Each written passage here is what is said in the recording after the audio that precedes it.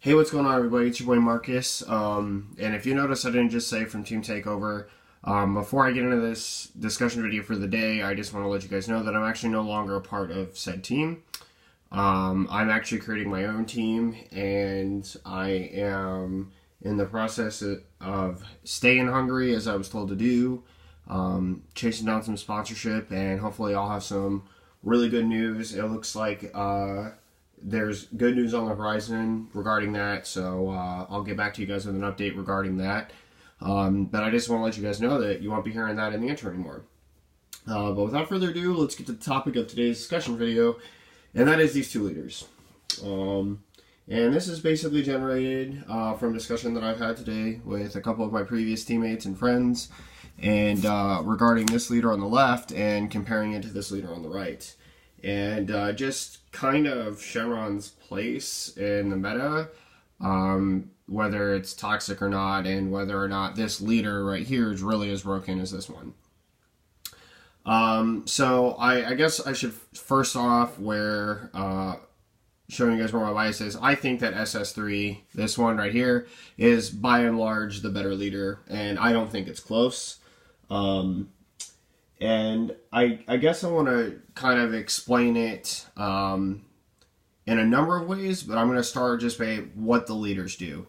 So Unawakened side here, and I'm actually going to have to take this out of its sleeve. I put it in the sleeve because it's foil. But anyway, so Unawakened side. So Dragon Ball, you can rotate the card, rest it. You can look through your life or your deck, search your Dragon Balls, and then add them to your hand.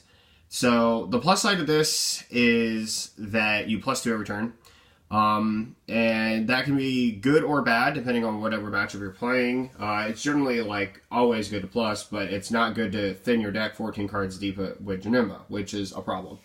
But the downside of this is that it cannot attack, and it must have a desire, and it doesn't have to have a desire. You can add a desire back from your drop area to your hand to awaken, and that is the wish.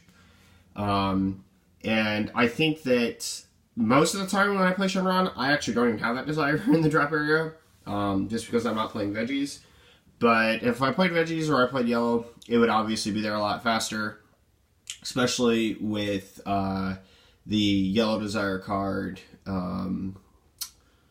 Yeah, I can't think of it. Something ambition or something like that. I don't know. But on this side, again, the leader cannot attack.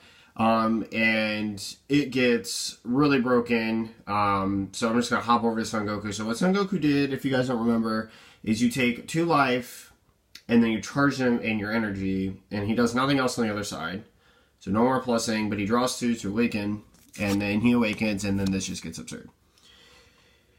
And believe it or not, all of this text over here, I still think pales in comparison to this tiny little box right here.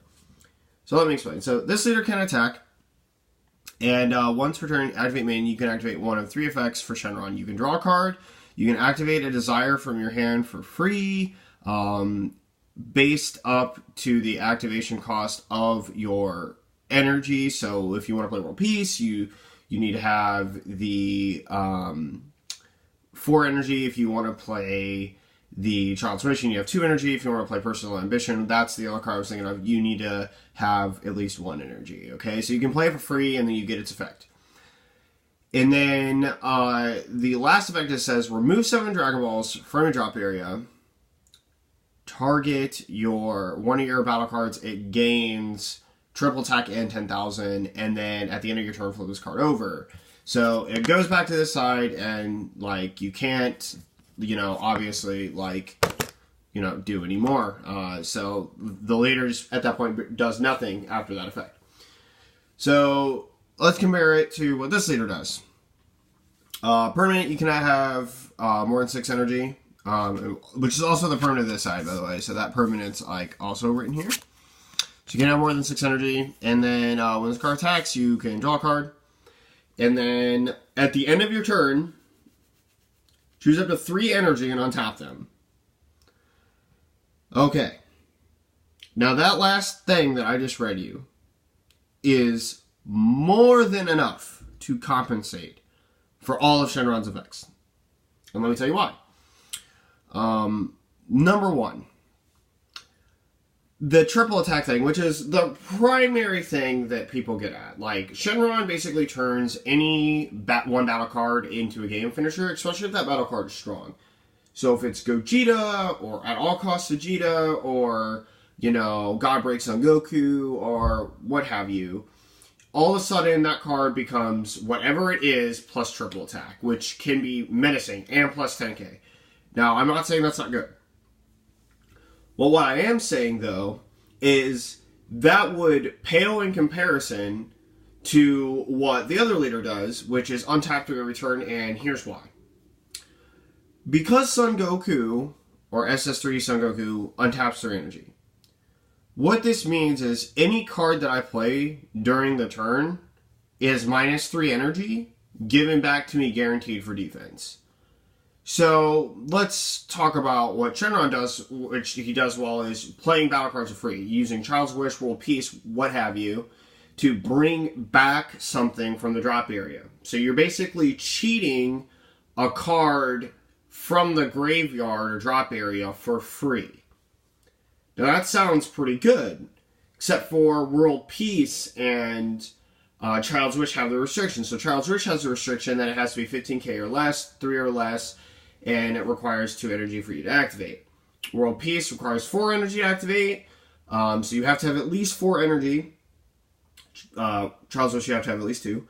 And then you have the ability to bring back a battle card up to your current energy, which means if I want to bring back like a 7-drop, I need to have 7 energy.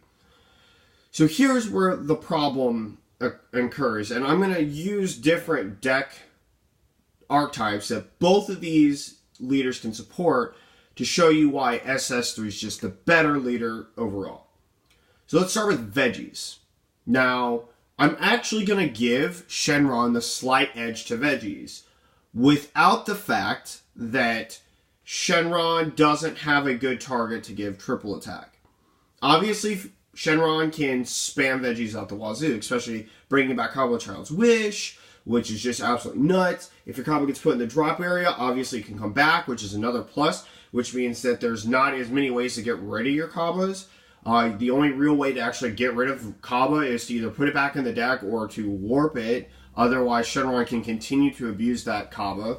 At any point, your opponent can combo off that Kaba and then bring it back with a Child's Wish, or abuse that way. So, yeah, obviously that's pretty insane.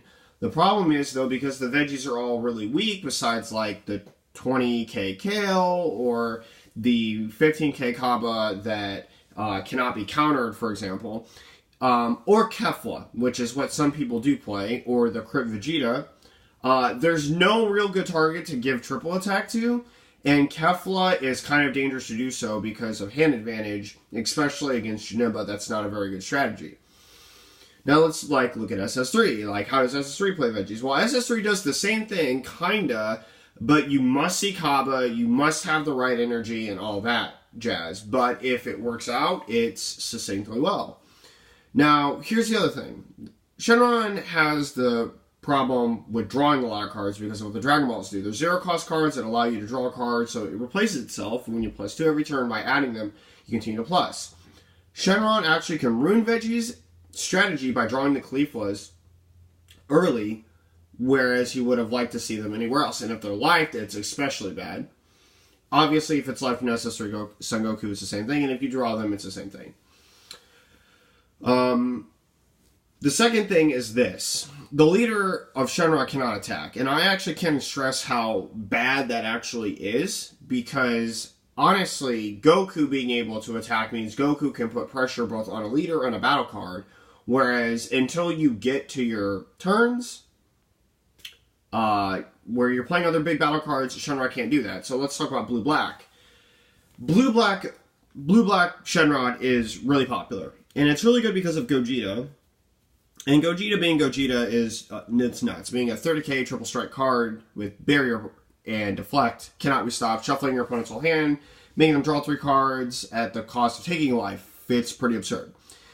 What's even scarier to think about is what you could do if you could play that card for 5 energy in SS3 Son Goku and untap 3 energy to defend yourself.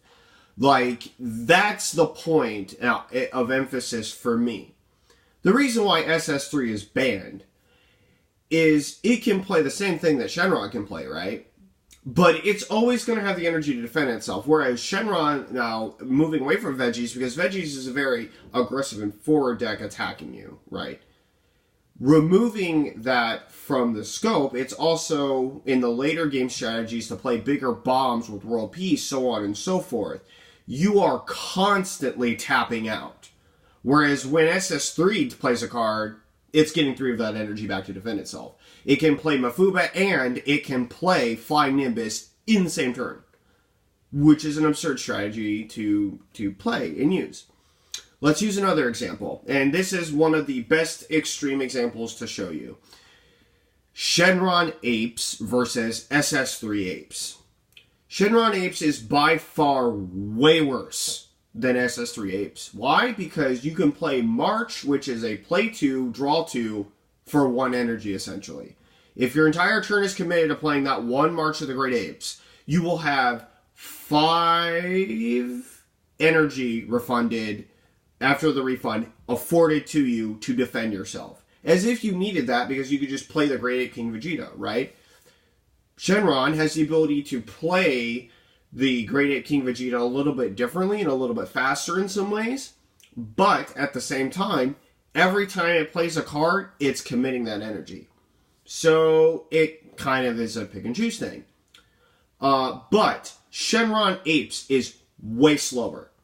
Like, way slower. Like, the objection effect from the leader's great. The untapping energy is great.